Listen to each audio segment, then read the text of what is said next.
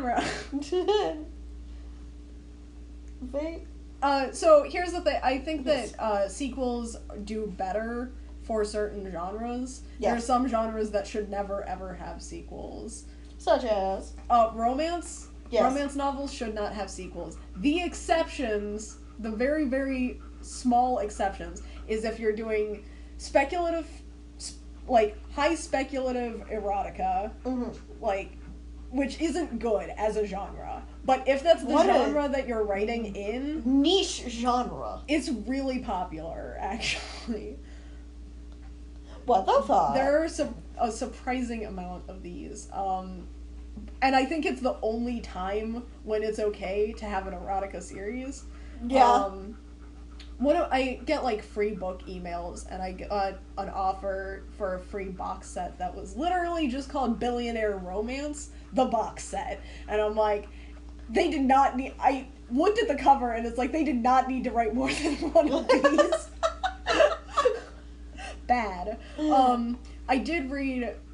Because I have a tough time turning down free books. So I end up with, like, all of these really weird books in my e-reader that I know I'm never going to read. One that I did read, I read a furry-themed Alice in Wonderland-inspired erotica series. Hold up. We're going to talk about this later. Okay. But anyway, like, there was more than one of them. And it's like, it did actually tell a story. There was a lot of world building. I'm sure that's not what people were reading it for, but it was, like, an interesting enough environment that I didn't care that there was more than... I didn't read more than one of them, but it's like, I can see why there would be. Right. Also, they were free. Oh, if they're free? So, hell yeah. Like, I took them. I have more than one. Don't need to keep reading it. Like, that's fine. But it's like, so that I would, and then the other exception that I would make for the romance genre is, in certain situations, I would say that, like, horror erotica. That's right, that is horror the thing. Erotica, unsettling stories, I'm gonna give a pass to. Let's just skip to the part where I say that unsettling stories has a pass to do sequels. I think that's just the general consensus, is we'll let unsettling stories do anything, because he aligns with our compasses. Like, yeah, like, Runners, I'm always talking about, is, like, I consider it to be a book now, but when it started, it was serialized short stories. Right. And it's like, I was fine with those being, with, like, having short story sequels. Right. And then it just happened, there were eventually enough of them that it's, like, novella length now. Right. Also, very unintentional. Unsettling stories, if you wanted to publish Runners, I would buy it. Please do that. You should carbon copy this to him.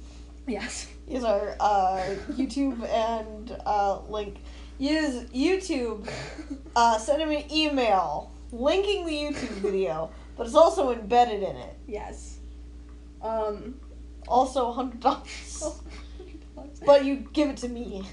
There are, like, very few things that I feel passionately enough about that I would, like... Publish? If I had more money, I'm serious, I would self-publish... I would, like, not self-publish, I would print out copies of Runners, bind them myself, sell them, and send the proceeds to Max just so that I could have a copy of this book. Jesus Christ, dude. And it's pretty much just Runners and Baraska are, like, the only two things I feel that passionately about that if I had the money, I would do it just because I want it to be a thing so bad.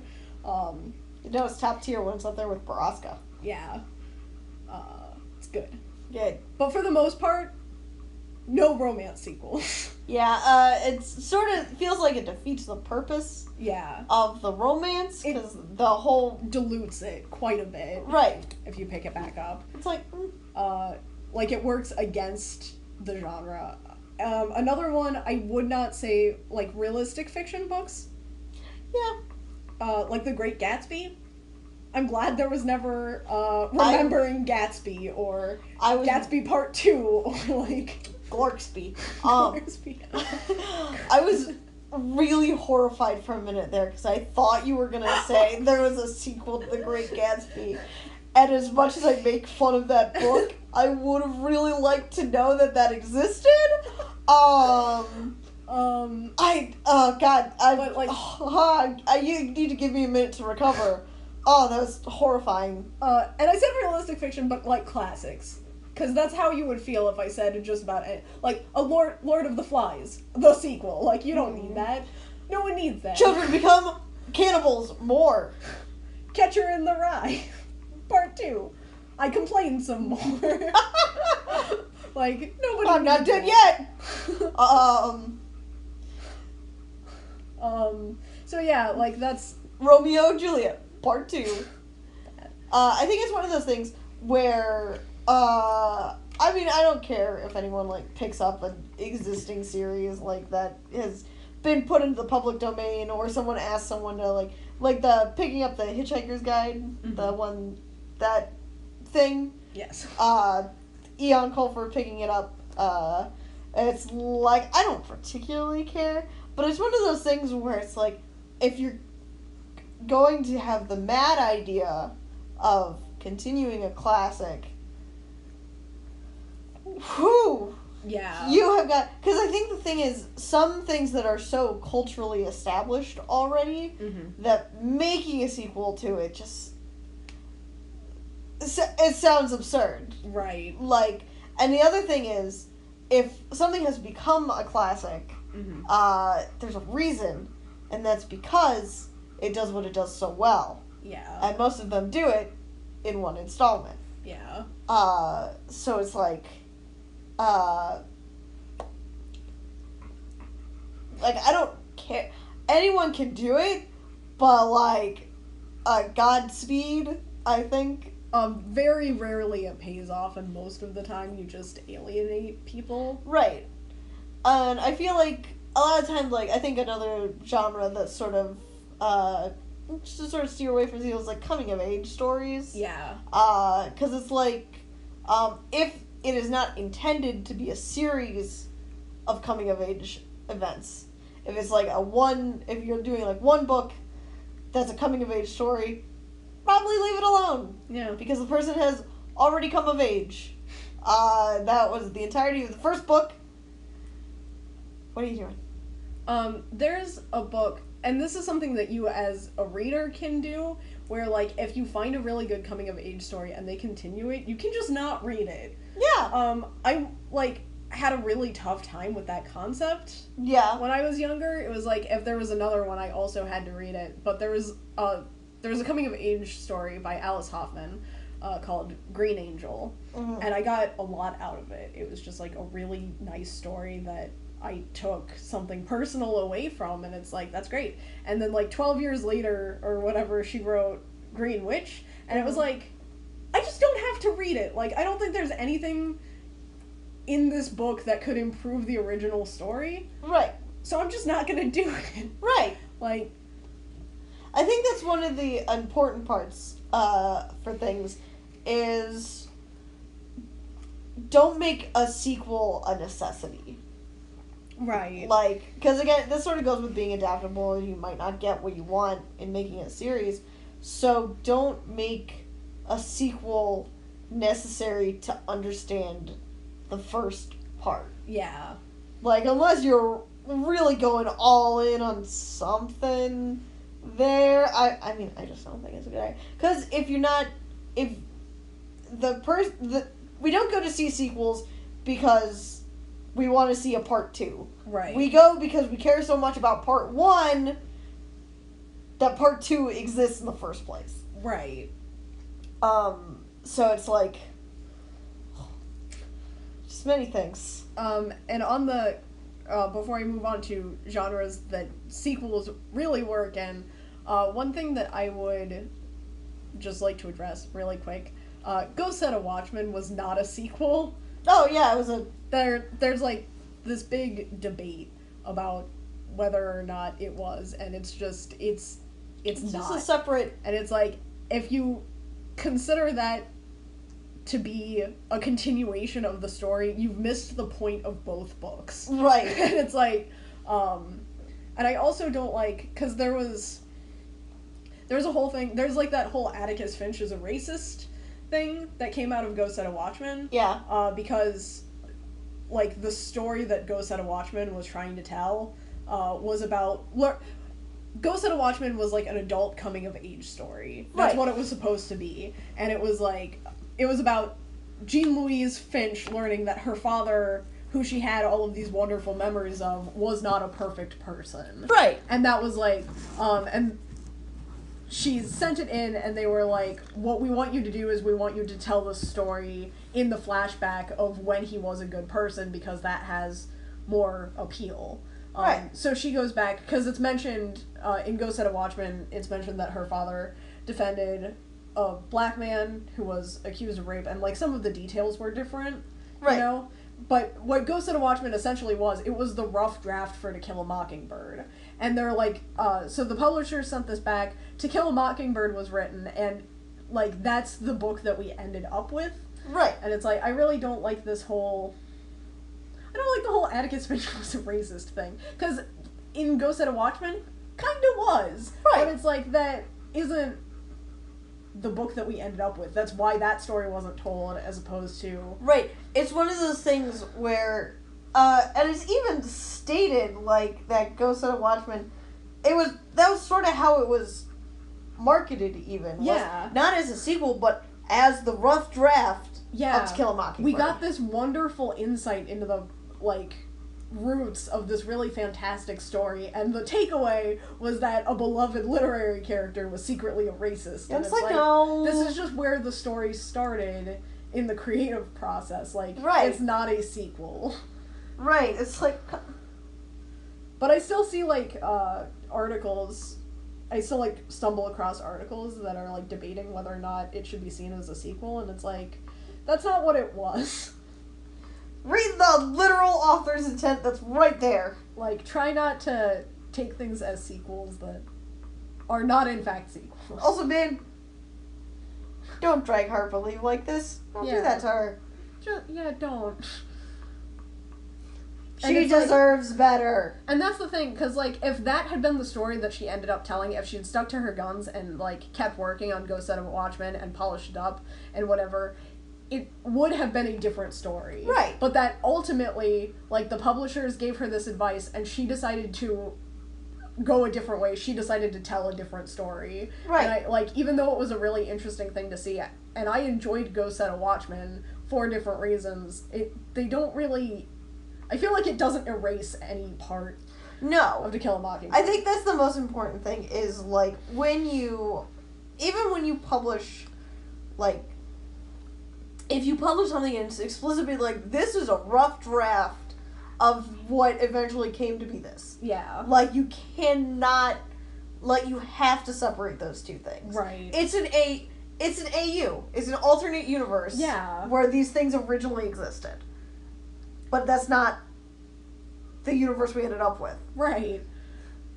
Ugh. Atticus Finch is a racist. Fuck off with that.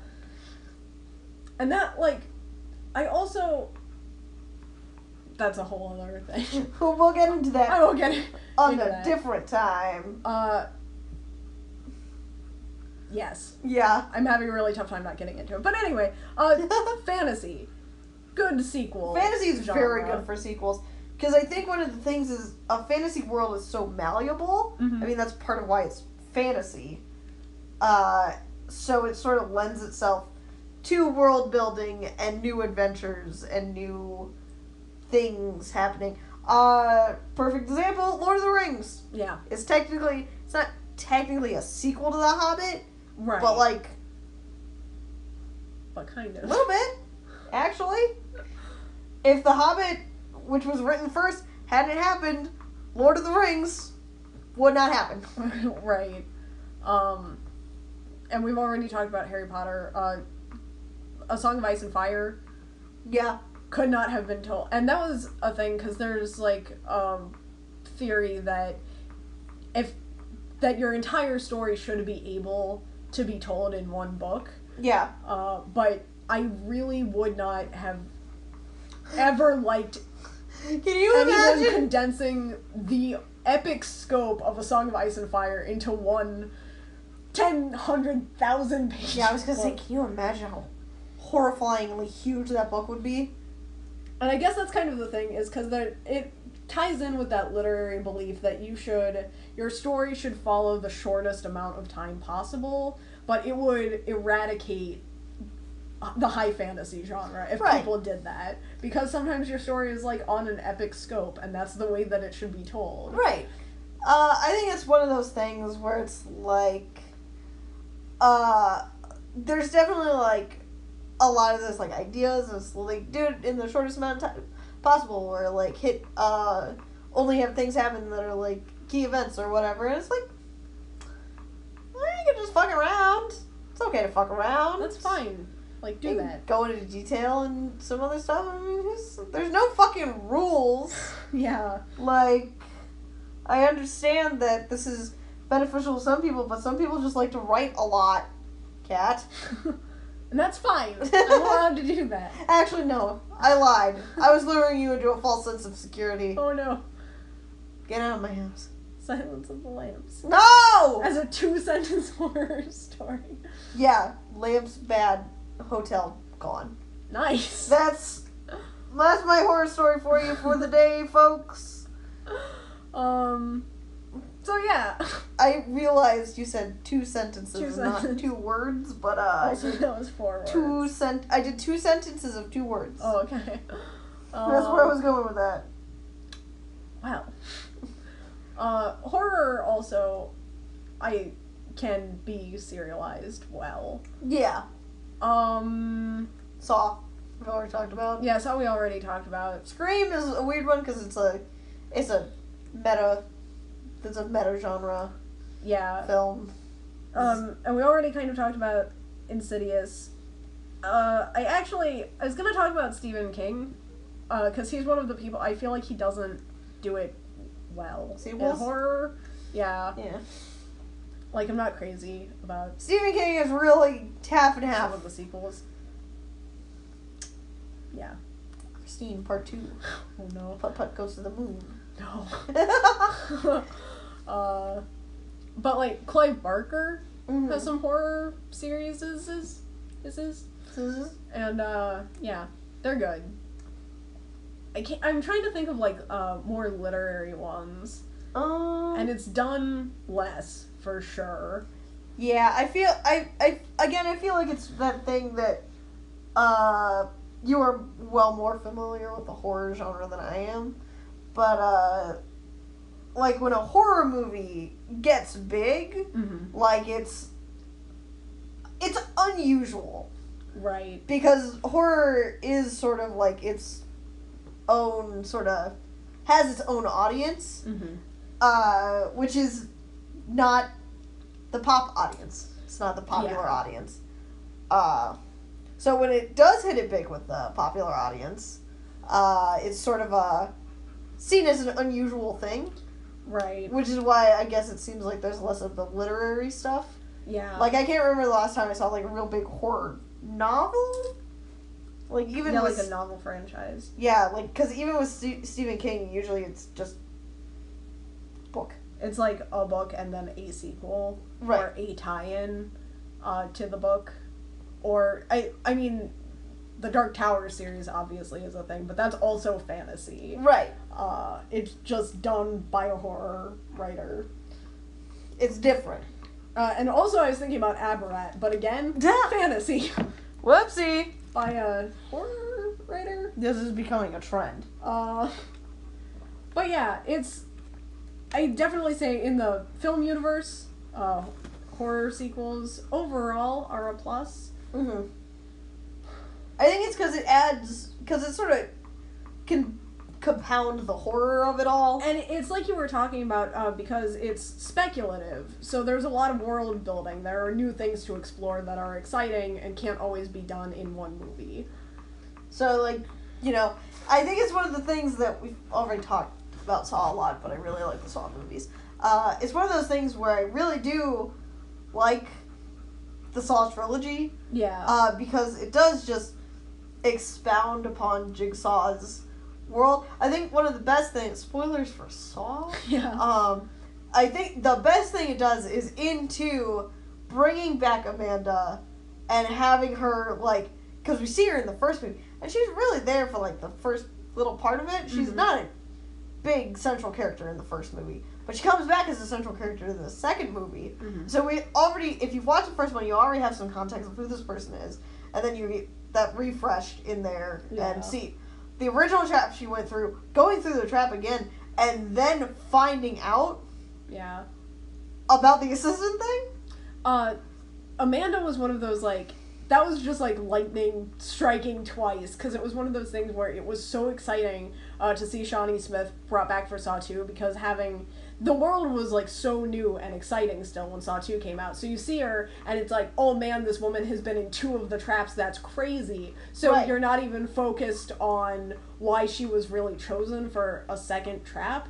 Right. And then you find out that she's the assistant, and it's just, like, it was a very effective twist. Right. It had the same it captured the same feeling as when Jigsaw stood up. And it's the same sort of feeling, and it's so good. And after the first one, you're like, they're not gonna get me like that again, and they did. Right. And it's like, it was very satisfying. And then it was like, even though the third one didn't do that exactly, it had built up those two, and the world that they didn't need that kind of big reveal to have everything be fucked. And there Amanda was good for the series. Because, like, they're also the big twist at the end of, the big twist at the end of 3 was, like, a bunch of small twists that hit you right after another. Right. But, like, the first in the series of big twists, the last in the series of big twists was that the test had been for Amanda. So she actually did get tested a second time. Right. After they had kind of pulled back from that concept, and it was really effective because they go back and they show Jigsaw relaying the rules of the test to another person who was in the room, you know? Because, like, when he goes through the rules of the test, he's, like, pointing at Lynn, and he's talking to her, and we see her living up to these challenges that he set for her, and then at the end we find out that it was Amanda's test the whole time, and she failed. And even though, because like you were saying, it was very effective, it was like a good thread for the Saw trilogy, it was also one of my favorite moments in, what was it, 6? Was it 5 or 6? What they, later in the series, they tie back, and you find out that Hoffman was also working behind the scenes to sabotage Amanda into failing her test. Probably 5? I think it might have been 5. Because he'd already, like, gone off the deep end in 6. Yeah. There weren't as many flashbacks for him. But, like, it goes back, and because he was the one who had to set up Amanda's test for her, and it goes behind the scenes, and he was trying to get rid of Amanda, so he blackmails her into not forgiving Lynn and shooting her, even though he knows that will make her fail her test. Right. And it was just a really interesting piece of, you find out that even before she had been in any of Jigsaw's tests, and before he had been in her life at all, that she was dating the man who killed Jigsaw's son. Oh! So Hoffman had something to blackmail her with, and it was, like, really interesting, because in, like, even a previous installation we had seen that this guy was Jigsaw's first victim, and we know why, but we didn't know that there was that connection there between him and Amanda, and, like, that's what sequels should do, honestly, is they should add to these threads, and they should make it, I think it would have been better to happen more gradually if Jigsaw had lived longer. Right. Because there was, like, a lot of information inserted that fucked with the timeline. Yeah. But that being said, that is what sequels should do, is they should, without fucking with the timeline too much, go back and fill in threads that you didn't think of before, and it's like... I think it's very interesting if you, to look at the story of Saw, and I think we should have a Saw marathon. Like, I think you haven't seen Jigsaw yet, have you? No, I haven't seen Jigsaw yet. I should have, but I didn't. But so,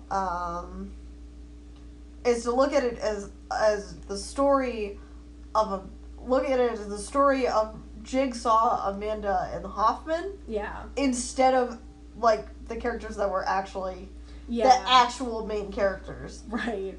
It's sort of like what you did with the Infinity War thing with Thanos.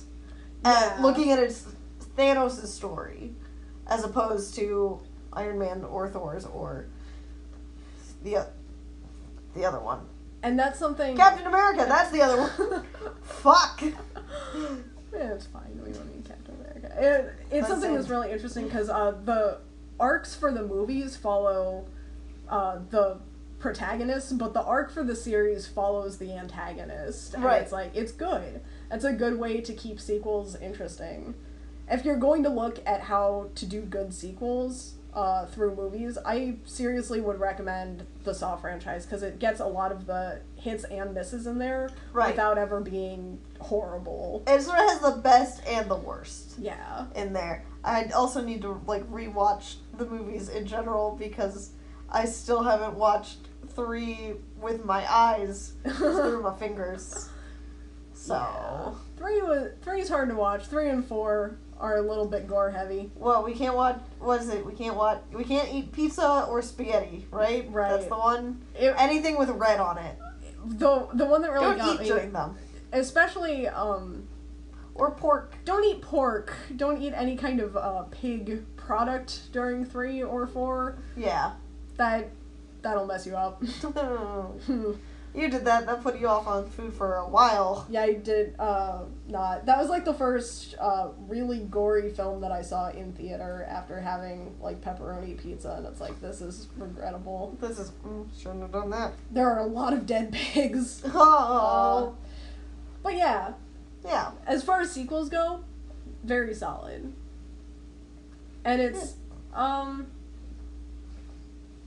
Nightmare on Elm Street also. They get campy, but they get real. The fun. First one was kind of campy, but they amp it up immediately and stay there. I'll get you a bite of your little soul, do. Soul food. Soul food. Shut the fuck up, Freddy. It was just the 30th anniversary for Nightmare on Elm Street Part 4. Ah. Just last week. That's how it be sometimes. Also, Tuesday was the 3-year anniversary for the release of Frambo. Oh, Frambo! Has nothing to do with sequels, but... Frambo's a good game, though. Yeah. Speaking of games... Yeah. What are good video game sequels? Madness Returns. Oh, Madness Returns. Oh, shit, we're on our bullshit again! I love Madness Returns so much. It's a good sequel. It's so good because... it builds upon the original game, as it should. But, because it takes such deviation from the original game. Because the entire thing happens in Wonderland in the original game. Mm-hmm. And then, all the big gameplay stuff happens in Wonderland. Yeah. In, Madness Returns. But it gives us more context to how Alice is actually living. And it's great. Right. It's really interesting, and it does kind of that thing where it works on multiple timelines because we're going back into her history in the real world and moving forward in what has become of Wonderland. So it's going in 2 different directions that tie together really beautifully. It's very good. And it also keeps filling in the gaps with the memories and everything, because then you're getting even more of the history. Yeah. And also I just realized the White Rabbit with the mangy rabbit they keep talking about in the sequel is the White Rabbit from the first game. Yeah. I just figured that out. I just put those 2 pieces together. God, I love that game so much. It's good. Probably my favorite game sequel. Yeah, I think so. I think it's one of my favorite games, so period. Yeah. I'm trying to think about other ones. The House 2. No one dare enter. Are you? Jesus Christ. Oh. Play The House 2, guys. It's free to play. It's a wonderful indie horror game. Achievement unlocked 2. Ooh. Nice. Unlock more achievements. Yeah. Not achievement unlocked 3. Bad. Oh, no. Hot take. Hot take. I'm trying to think. because games get sequels all the time. There's like, I think it's one of those things where a game that gets a sequel keeps getting sequels. Right. Like Mortal Kombat, Tekken. I was gonna say Mega Man. Mega Man stopped getting sequels a while ago. Capcom.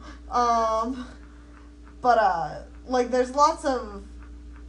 I feel like once a game gets a sequel, it just keeps going. Yeah. A lot of the time. Like very rarely do you see a good series with just a couple of installments. Right. Like usually it goes a lot.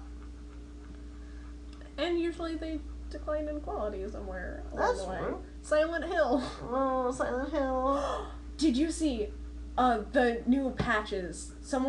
They're doing like a fan revamp of Silent Hill 2. Oh. So it's just like a bunch of patches and stuff to fix glitches and improve graphics. And it, like, you have to already have a copy of the game, but you install all of these mods, and it's like a remastered Silent Hill. So it was like a collaborative fan project. It's really neat. That's so cool. I no longer have my copy of Silent Hill 2, so it's useless to me. Whoops. But be cool if you did. But it would be a really cool thing to play. Is that one of those ones is Silent Hill 2 considered better than the Silent Hill? Yeah. Is it? That's it's widely considered to be the best installation. Yeah, that's what I thought. Is because it's got. I would consider it to be the best one. I know like nothing about Silent Hill, but I know a couple of things about Silent Hill too. Yeah. The dog is there. That is the real ending of Silent Hill 2. The dog ending. But yeah.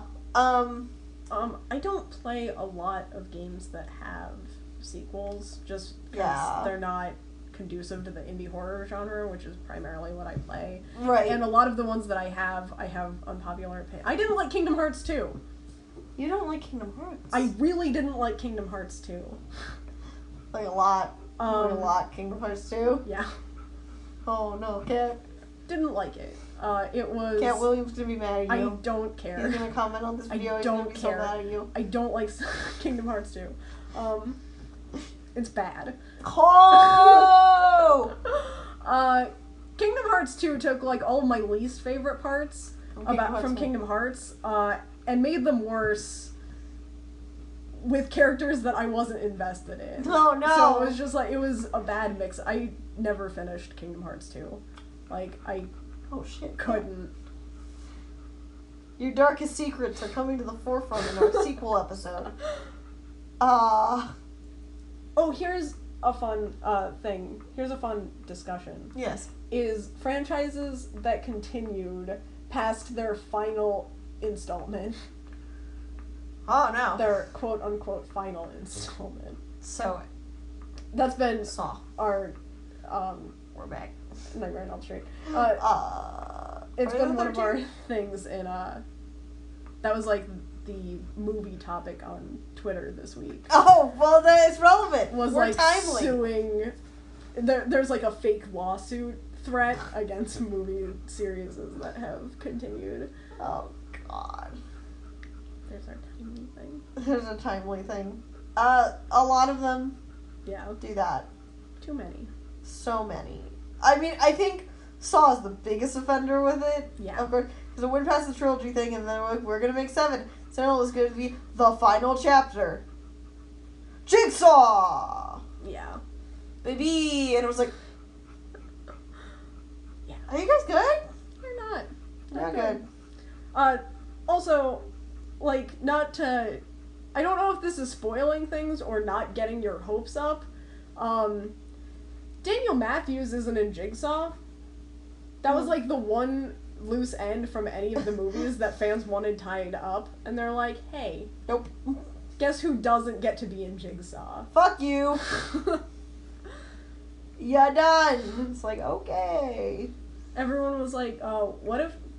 Because, you know, there are, like, the 2 people at the end who have the masks. Right. The 3, and then one of them is Dr. Gordon, and right, you're like, he was in it the whole time, and you don't get to find out who the other 2 people were. So one of the whole reasons why the fans rallied together after the final chapter was, like, we need to see who these other 2 people are, and one of them has to be Daniel Matthews. And then, like, It's like, just kidding, we're not working on that storyline for Jigsaw. And We're it's done. Like, hey. Like, what? But do that, though. But hey, I know you're gonna make a movie. I know you're gonna make another movie over there. Do that one. If you ever work on a project that has been so requested by the fans that it resurrects the whole franchise, listen to the fans. Yeah, maybe do that. Like, you don't have to copy them exactly, but maybe listen to their opinions on why they want a thing. Right, like maybe get an opinion. I don't know. Might be nice. Might satisfy some fans. Yeah. Yeah. Talked a lot about Saw today. Yeah, I'm sorry. No, I've also Saw. been talking about Saw a lot. It's so good. I love Saw. It's so underrated. It's one of those weird things, like, at this point it's pretty obvious I'm not much of a horror buff at all. Like, I'll watch it occasionally with Kat, usually. But Saw's one of those ones I just, like, really legitimately, like, enjoy. It's just good. Like, I watched it, like, on my own, like, the last time I watched it, and it was like, God, I love this movie. I found it on Netflix. That's just, like, one of those things, if you have good writing, you really can cross over genre barriers. Right, because it's, like, one of those things where it's, like, because I really do enjoy psychological thrillers, which is, you know, what the first Saw movie really is. And I enjoy it so much that I also enjoy the sequels. Yeah. And stuff. So it's like, it's good. I know it's the Randy special, but we're talking about Saw. That's the Randy Saw special. do you want to open the thing up again? Because I do have one more quote. You have another quote?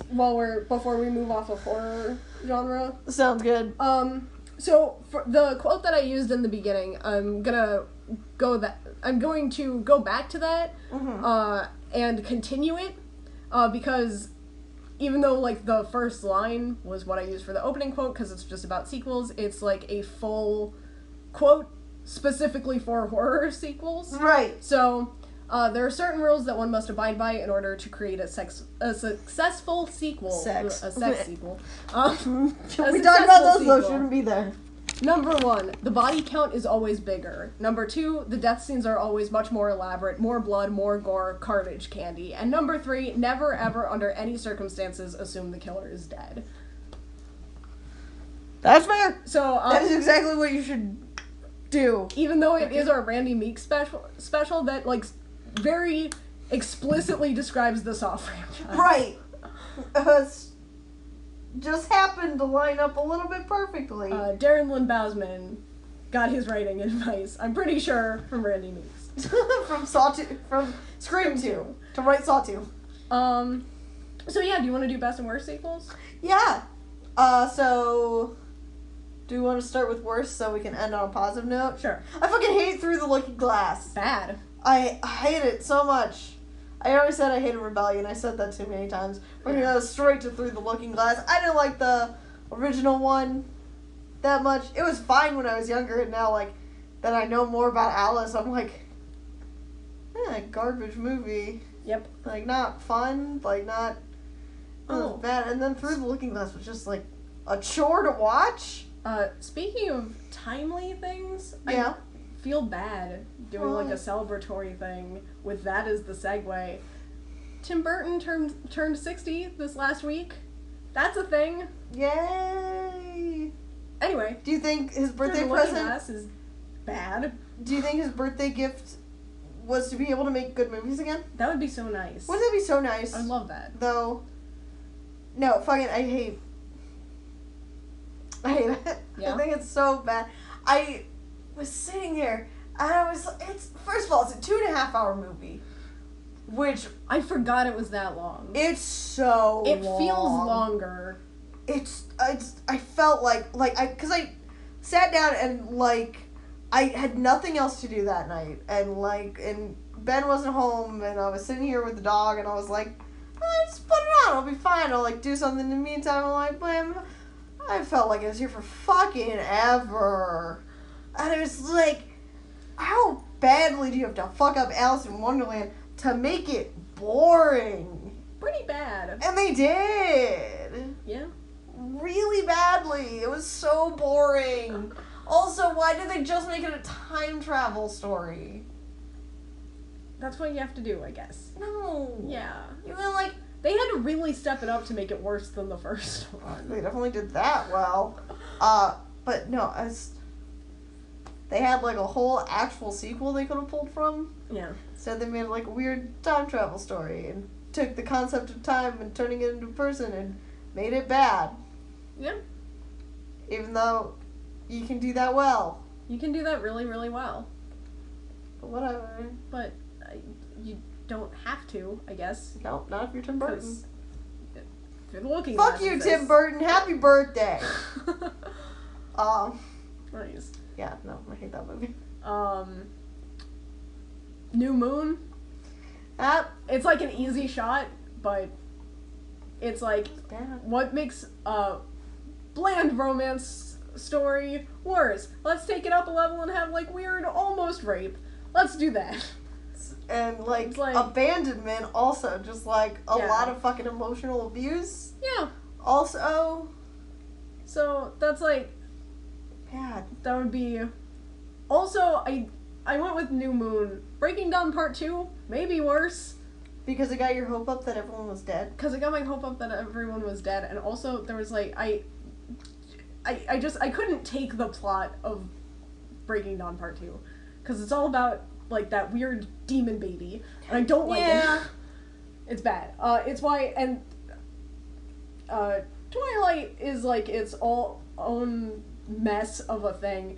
But I think that's one of the big reasons why maybe romance stories don't need sequels. Yeah. I know it's not just a romance thing, and I did say that my exception was like fantasy worlds, but did not need a sequel because the romance got weird after that many installations. It was bad. Like it started off bad and it got progressively worse. Like there was nothing good. Yeah. There was never anything good. So yeah, that would be. Do you have That there? other? I was getting too excited about good things. What are other? We can move to good things if you want. What, do you have another bad thing? Um, I feel like I have another bad thing. I just gotta remember what it is. Here's Care Bears. oh, No. bad.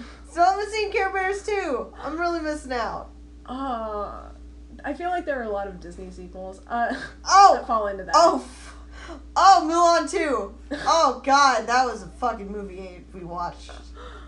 Yeah. Oh, it was so bad. Why did they make the three guys the main characters instead of Mulan? Because we already had a movie about Mulan. But it's called Mulan 2. They can't call it those three guys too. No one would know what it was. No. No, because then they mistake it for fucking like good three-person comedy trios. The Marx Brothers. That's who I was trying to say. So Friday the 13th, Part 8. Jason Takes Manhattan.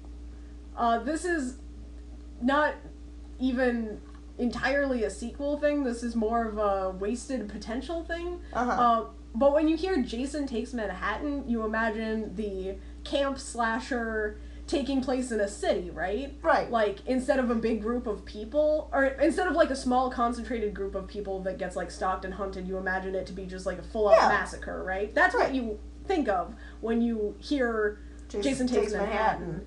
He doesn't get to Manhattan until, like, the last, maybe, being generous, 20 minutes of the movie. What? It's on a boat to Manhattan. Oh. They're going to Manhattan Island, and he stalks and kills the people on the boat.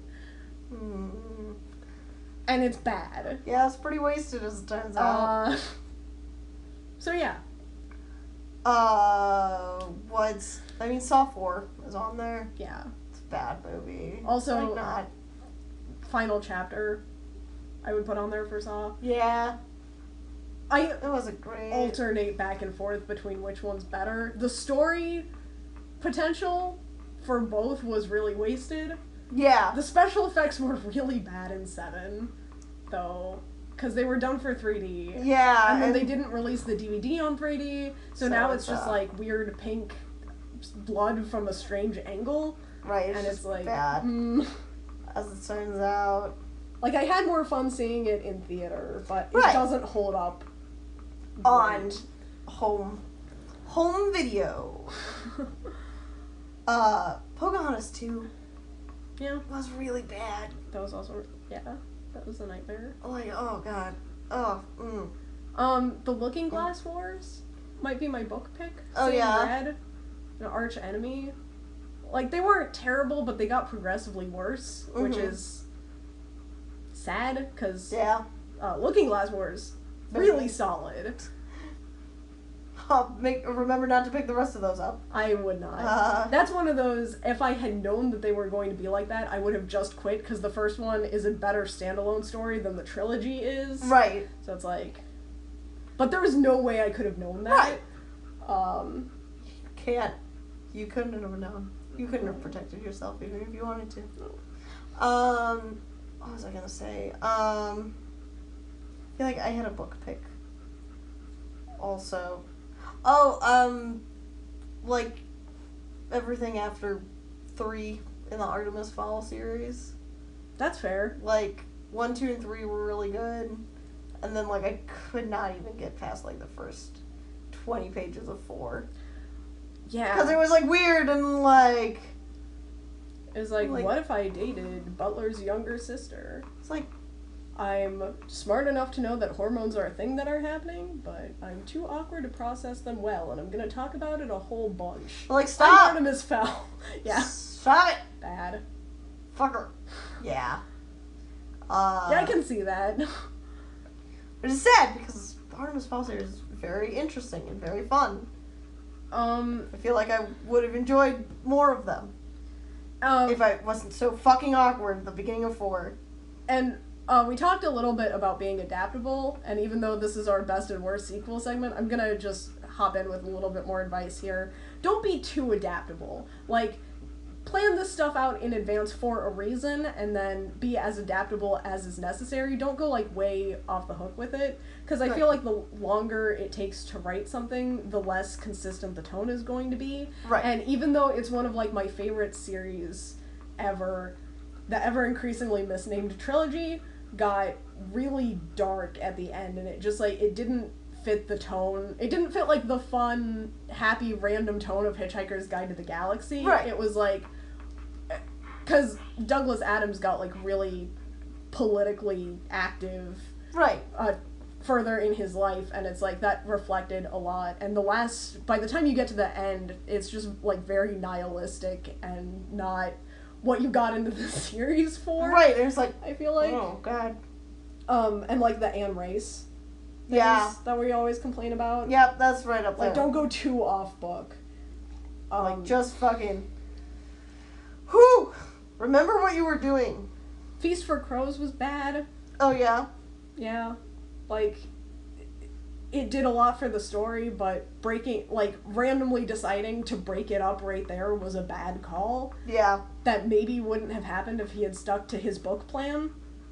No. But, I mean, like, it happens, I guess. Right. Things happen. Sometimes we just wish they didn't. Yeah. Should we move on to, oh, you have something else? Oh, just, like, on that advice, if you are going to write sequels, don't take too long to do it, because very rarely can you pick a story back up after several years. Right. Aberrat gets really dark, and it's not, like, a gradual thing. It's like, there was a 10-year break in between 2 and 3, and when it came back, the writer was in a different mindset, and it's dark, and I liked it a lot, but right. It would have been very disappointing as a kid to read the third one. Right, would not have been the kid stuff you got into it for. Right, and it's like, it's the same, because, like, Scream 4 was very self-aware, and we've been talking about Scream so much, but, like, the fourth one wasn't great. Yeah, it was just there was, like, a 10-year gap between 3 and 4, and... You know, it shows. The social commentary was as good as it was in the other ones, but it wasn't executed as well. Right. It didn't have the same feeling as the other ones did. Yeah. But yeah, best ones. Best ones. Now we can talk about good things. Yay. We already mentioned Alice Madness Returns because it's just the best, consistently. I like the Toy Story sequels. Yeah. I like Toy Story 2. I think Toy Story 3 is probably my favorite, because I remember very vividly, I have a stuffed dog that I take everywhere with me, and I've had him since 6th grade, right? Is when we got him. Can't have one also. I do. And so I take him everywhere with me, and like I sleep with him every night, so he's very close to my heart. And so I took him when I went to go see Toy Story 3, and I was just sobbing all over my dog, not my actual dog, my stuffed dog. As I was in the theater watching Toy Story 3, and I was like, it's so good. I wish we had talked about this during nostalgia, because I had the cat equivalent of this stuffed animal, and I named it after what was at the time one of my favorite horror movie characters. And like, I didn't watch the movie. It wasn't even that long of a break. It was like maybe a year or whatever, and I went back and watched it, and it's like, this was terrible. Why did I like this? When did I watch this movie? But yeah, I wish we talked about it for nostalgia, because like, sometimes going back to watch things you like doesn't even take that much of a break. Yeah. Stay Alive, by the way. I liked it when it came out, and I don't know why. Sometimes. Objectively, bad film. Sometimes that's just how it is. But yeah. Sometimes we like bad things. But I can see how that would be like a rough one to take. Yeah. A thing too. Yeah. So Dex was wet afterwards. Yeah. So. But yeah, I really enjoyed them because I thought they did a very good job of building upon the world and having their own unique stories while still, like, you know, sort of echoing the theme of, you know, the child growing up, and the toys, like, you know, living with that. Right. Toy Story 2 has what I consider to be the saddest Disney song of all time. Yeah. Yeah. When She Loved Me is a sad song. Mm. Like If You Cry for Tim. I do. Unpopular opinion. I liked Toy Story better than Toy Story 2. Huh? They're about equals for me, I feel like. I feel like 1 and 2 are pretty equal, and then 3, I think, is my favorite. That's fair. Because I like the Toy Story films. For me, it's like 1 and 3 are pretty close. Mm-hmm. I think 1 might be my favorite. Yeah. But they're really close. Yeah. And then there's like a little bit of a gap. Gap in those two. I don't know why because it wasn't a bad film. Yeah. Like, it was good. It never resonated with me, I guess, the way that the first one did. That's fair. I think it's one of those things where it's like, it hits certain notes that are just different. Yeah. Because there's the whole fucking, like, the themes are, like, very different. Because it's, like, the feeling of being lost from somebody that was important to you, or is important to you. Also, Zurg is there! That was one of my first Zurg is there. unpopular opinions, guys. Ooh! You're keeping up the trend, honey. Keep doing it. But yeah, Toy Story sequels. They're up there. Evil Dead 2. Good. Checks out. I did not like it the first time I saw it. Yeah? Because it is the way it is? Because it is the way that it is. I was a little bit... That's one of those, like, weird things where it was like, there wasn't any content that wasn't okay for me to watch because I was younger, but I didn't quite... It didn't click with me because I was too young to understand the satire element in it. Right. So, for me, it was just, like, a giant quality drop in a zombie franchise. Right. And the humor didn't really land, like, the first time that I saw Evil Dead 2. But it's good. I like it. Good. No, this is one of the best sequels. Yeah. It's such a strange thing, because the Evil Dead has a very specific tone to it. Yeah. And then Evil Dead 2 and Ash versus the Evil Dead have a very different tone. Yeah. That's very true. But they're like they're seen as part of the same franchise because they are. Yeah. But little bit of a jump in what's going the fuck on. Also, here's a fun thing that I didn't realize, because Evil Dead I figured out when I was like still in high school. I like figured out what was happening and I liked it again. Yeah. But what I didn't realize until like just a couple of years ago was that Hostel did the same thing. Like Eli Roth was really inspired by the Evil Dead. That makes sense. Franchise, and was like, what if we did a torture porn thing that followed this pattern? So I'm not kidding, it must have been close to a decade thinking that Hostel 2 was just a bad movie. Because, like, it just didn't register that it was being done satirically, and I'm like, the fuck is this? What the hell is going on? Because Hostel 1, like, Hostel is just, like, a movie. Like, Evil Dead was a movie. It wasn't, like, really serious or anything, but it was, like, your standard run-of-the-mill horror movie for the time period, and then Hostel 2 was, like, over-the-top and ridiculous, and you don't know what's happening, and and you're like... It never occurred to me to equate that to the Evil Dead franchise. That it was satire. And then, like, I was reading an article about Eli Roth's intention with Hostel 2, and it, like, all clicked in, and it's like, he actually did that really well, because I had the same feeling watching Hostel that I did when I watched Evil Dead 2 for the first time. It's just that it didn't click right away, because I watched them too young. So now you can go back and watch it and be like, oh! I watched it again, and it's like, it's a good time. It's not a good movie, but it's like having a good time. Having a good time. Sharknado 2. Yeah. Better than Sharknado. Yeah, Sharknado 2 is way better than Sharknado. Sharknado 6? We don't know. I haven't seen it yet. I'm looking forward to it. I don't care. Why have you not seen Sharknado 6 yet? Because it's not on Netflix yet. Come on, Kat. I used to stream them. Like, I used to do midnight streams when Sharknado was released, but I quit at, like, 4. Yeah, that's fair. There's a lot. That's a lot of Sharknado in a marathon. I went to a Comic-Con one time where I did the midnight release panel for Sharknado, and it's like, it was fun, but I wouldn't do it again. Right. This late in the Sharknado franchise. Right, that's a little too much of a commitment. No, Sharknado 2 was very fun, though. Because it was like one of those things where, like, Sharknado 1 was, like, fine. It was, like, funny. It was, like, ridiculous. But, like, Sharknado 2 just, like, really fucking went for it, you know? Yeah, it went big. Like, it knew what it was, and it committed to it really hard. And that's, like, even though the movies have gotten less enjoyable, I do still like, because it's a very aware franchise. Right. Like, the last one, Sharknado 6, was called It's About Time. Like, they knew that they overstayed their welcome, and they're, like, not hiding it, which I appreciate a lot. What you don't know is it's about sharks on a clock. It's time travel. Oh my god, is it really? It's the time travel Sharknado. Holy shit! That's the best thing I've heard about Sharknado in a long time. Oh, that's amazing. It's good. My favorite thing about Sharknado was actually the mobile game. Oh, I forgot.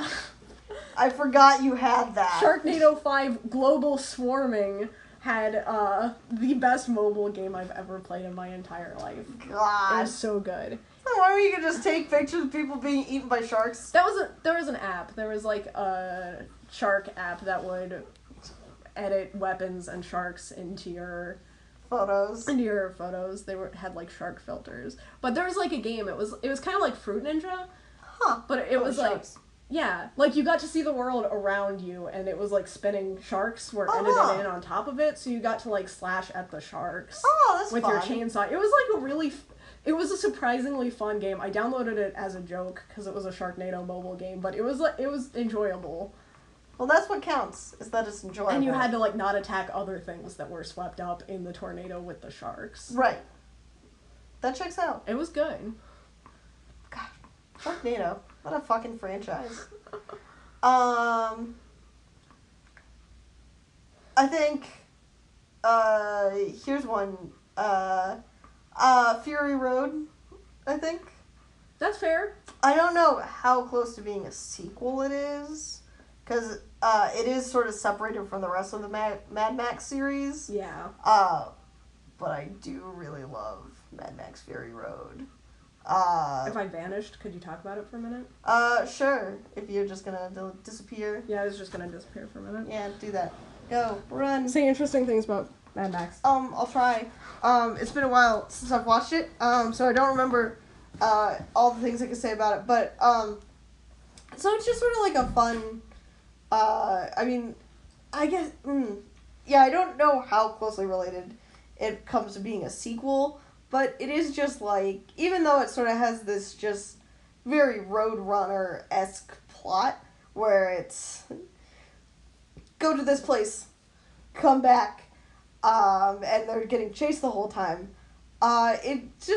it's very pretty to look at, and it has a lot of great social commentary on it. I think it was one of my favorite social commentaries. It's just a very solid movie, like, to look at visually and, like, to dissect on a critical level.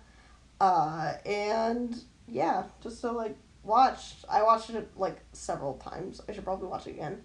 Because if I had watched it again, I would have been able to talk about it more. Right, Harley? It's the me and Harley time, chilling out on the couch, with this sweet boy. He's never seen Mad Max Fury Road, and I should probably, fix that for him. And just put it on, I'm sure he liked car chases. There's lots of cool explosions. There's some really cool designs in there. Makes me really fucking gay. I mean, that's just like a fact about life. But yeah, I think it's a good movie. I don't know how it holds up on just regular screens. It was good in theaters. Oh, thank God you're back. It was, How's Mad Max going? It was fine. I said it was pretty. They're nice car chases. Talked to Harley a little bit. Of course. He didn't say anything, but, decided he needs to watch it. Nice. It's been a good time. I missed you. Please don't leave me again. So it's really weird. Like, while we were talking about bad sequels, I was, like, so excited to get to good sequels, and now that we're on good sequels, I, like, keep only thinking of bad ones. Right? Like, Woman in Black 2. Ooh. Terrible. Pulse 2. I didn't talk about Pulse How 2. How could we forget about Pulse 2? I didn't talk about Pulse 3. I didn't talk about The Grudge 3. I didn't talk about The Ring 2. You missed so many. I just, like, I wasn't on my game for bad sequels. You were so ready to go into bad sequels, and then now that we're here, I'm like, I'm off my game. Okay. But good sequels do exist. They do. I have a list of good sequels. Nice. Because I don't remember them. Because I don't remember anything. The Harry Potter sequels were good. That's true. Except Order of Phoenix. Yeah, no, that was bad. I really still have not, just Aliens was good. There you go. That's the one I was gonna say, are you gonna say Aliens? Hypercube? Bad. Yeah, Hypercube was bad, as it turns out. Got Infinity War. Oh, The Dark Knight. Yeah. So here's a question. How do you feel about The Dark Knight? How do I feel about it? Yes. I liked it. Yeah. I'm pro Dark Knight. I think it has the most rewatchability out of any of them. That makes sense. I did like... It's weird, because I feel like overall it might not... There are elements that I really liked from the other two that stick out. Mm-hmm. After several years of having seen all of them multiple times. The other two have, like, moments that stick out. Mm-hmm. From a storytelling perspective more, but if I'm gonna sit down and watch one, it's gonna be The Dark Knight. I think Dark Knight is the most visually enjoyable to watch. Yeah. I'm gonna be honest, I thought The Dark Knight Returns was not great. That was the third one. Yeah. Right? Rises? Dark Knight Rises. That was the one. Yeah. Not Returns. Long. It took a long time. I watched it on the plane to Norway, and I was like there were parts of it that, like, again, like, visually, it had some really good moments. But, like, it was a very long movie. It was about the same length as Dark Knight, but it wasn't as... It felt longer. It felt a lot longer. I also didn't like... I thought the twist was... I thought it was good, but I felt like it could have done better. Yeah. The storytelling, like, even though there were elements that were really good for Dark Knight Rises, overall the story was very flat. Right. Like, I would have preferred... Because that was also... They were starting Robin in that. Yeah. Right? I don't remember anything about Robin. I'll be honest. I don't remember anything. But I do think Dark Knight, is most memorable and just has the most enjoyable visuals overall. Yeah. Also, Heath Ledger is just very good. Yeah. As it turns out. Absolutely. I might be a little bit... This is one of those things, it's like, I can acknowledge that I am biased, but I can't quite see past it. I really liked Anne Hathaway as Catwoman. Yeah. Like, took me by surprise how much I liked it. Yeah? Because I didn't expect to, but she really stuck out in the movie for me, and it was like, that's good. Good. It was like... I can't really remember if I ever, like, saw... If I really remember any of it. She was very morally ambiguous, which I just thought was a really interesting take. Yeah. You know? I like that. I like it when characters are, like, morally ambiguous. Yeah. In the superhero thing. I think sometimes it can be sort of overdone. Like, I can get annoyed with it. Yeah. More than anything. But I think when it's done right, is very interesting and fun to watch. Speaking of morally ambiguous and good sequels, Deadpool 2. Oh! Good. I still need to watch Deadpool 2. I haven't seen it. You should. It's really good. I won't say anything more about it. I hear there are a lot of references. So, yeah. I will not get most. I'm going to warn you now. Alright. But there are gays. Mm. There are a lot of gays. That's true. It's good. I like that. Also, like, the action scenes look really cool, from what I can tell. It was good. It was like a well put together movie. Film. It was sad. Oh, Like, I'm not prepared for it to be sad. In comparison to Deadpool, it got really sad. That's true. The whole Deadpool, I mean, like, one even got pretty sad. Deadpool wasn't the cheeriest movie. Like, but when we got to, like, the one fucking lab, like, Jesus Christ. Yeah. Yeah. But yeah, need to watch that one. Yes. It has high critical reviews. Some other ones. What are, like, other things people know about? I'm trying to think of bigger franchises that had good sequels. Back to the list. Let's find out. Wrath Star of Trek. Khan. Wrath of Khan. Iconic. Superman 2 from the Christopher Reeves. Terminator 2. Of course.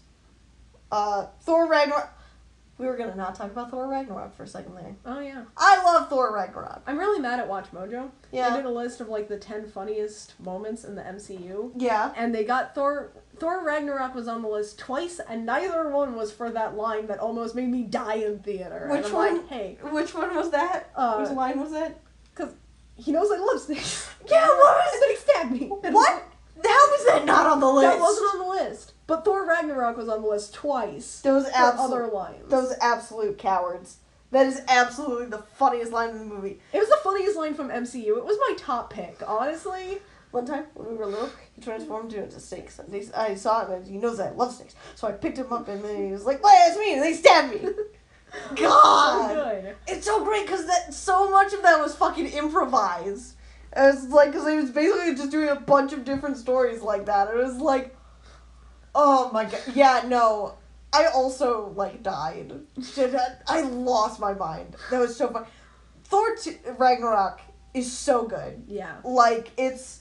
Because it really hits that, like, special kind of balance of comedy and actual, like, really, like, heavy stuff. Mm-hmm. Like, the whole family, everything, and, like, family, and, like, growing up, and, like, your friend's in prison on a planet and you gotta go get him.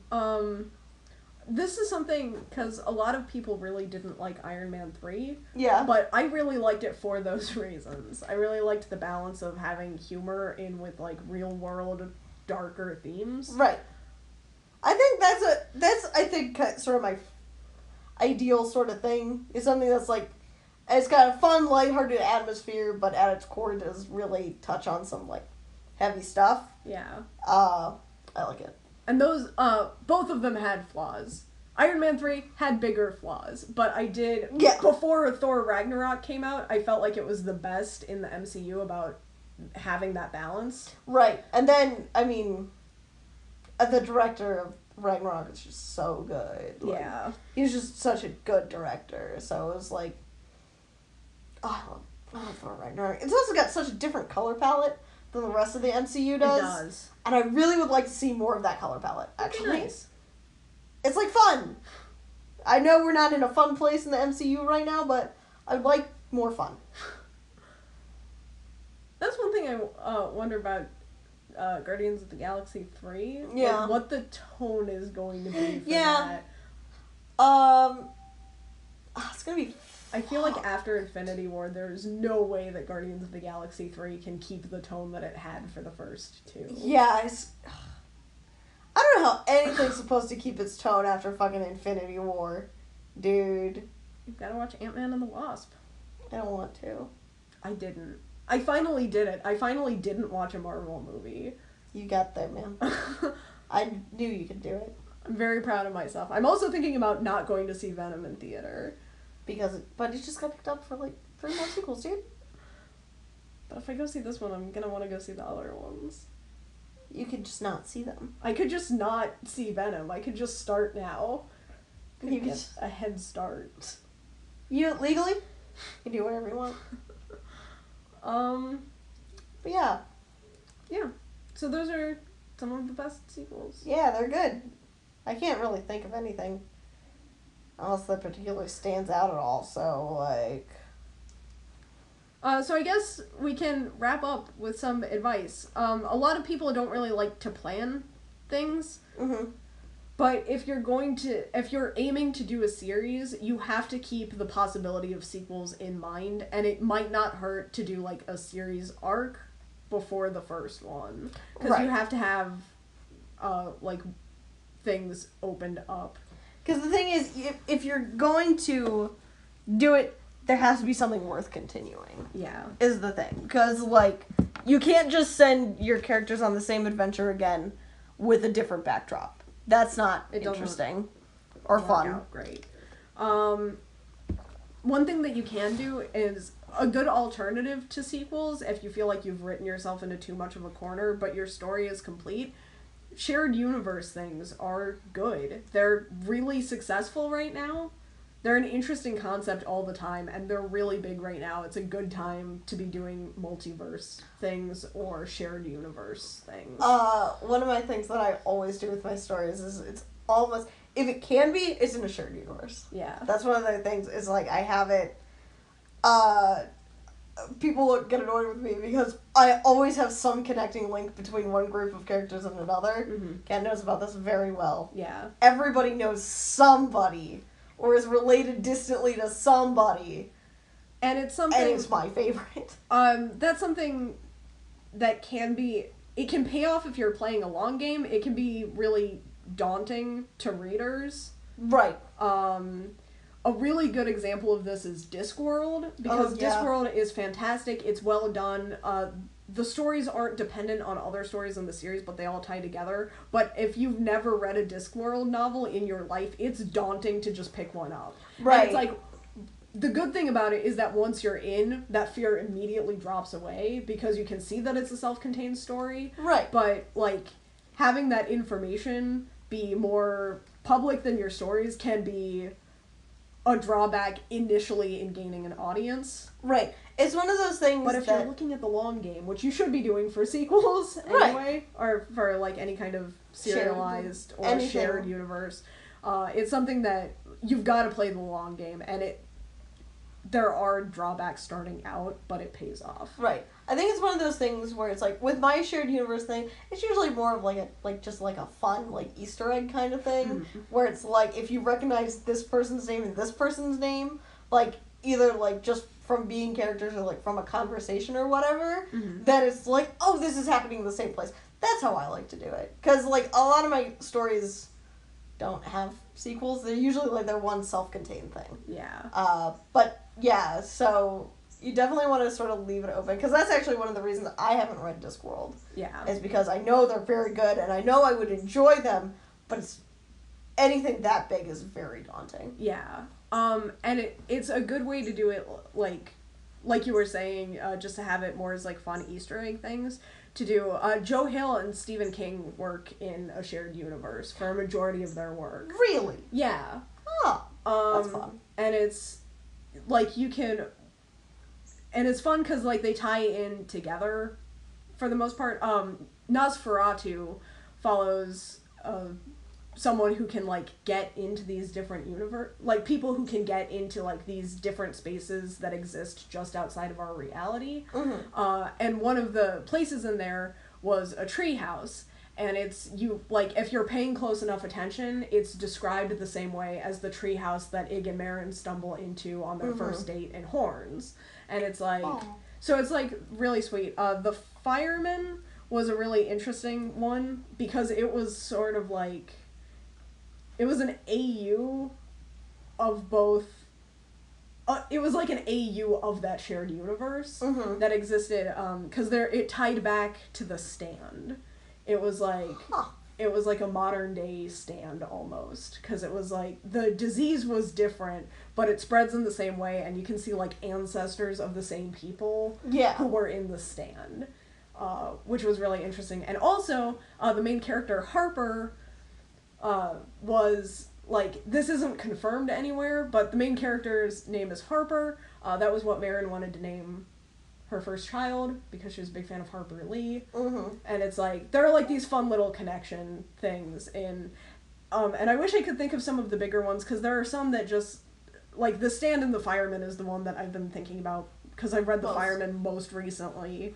But there are shared universe things in there. One of the, again in Nosferatu, some of the places that existed outside of the reality were references to places that existed in the Stephen King universe. Mm-hmm. There were references to Randall Flagg. Mm-hmm. And Randall Flagg also is a good one because he's a shared villain. Part of his mythology is that he's perceived in different ways throughout time. Mm-hmm. And you can see him in different Stephen King universes under different names. He always has the initials RF Mm-hmm. for the most part, or he has some kind of title. He's got the Walking Dude or whatever the other one was from the Dark Tower. But That one. there are just all these different things that tie together. And Insomnia takes place in the town of Derry. Uh-huh. Which is where Fucked up shit happening there. it takes place. And there's a shared... Mike Hanlon is in both of them. And it's just, fun... So a lot of people don't know that, but Stephen King and Joe Hill have, a shared universe. Oh, that's so much fun. They work in. I like that. He, passed it off to his son, kind of, and it's, a neat thing. And it's also, if you ever do...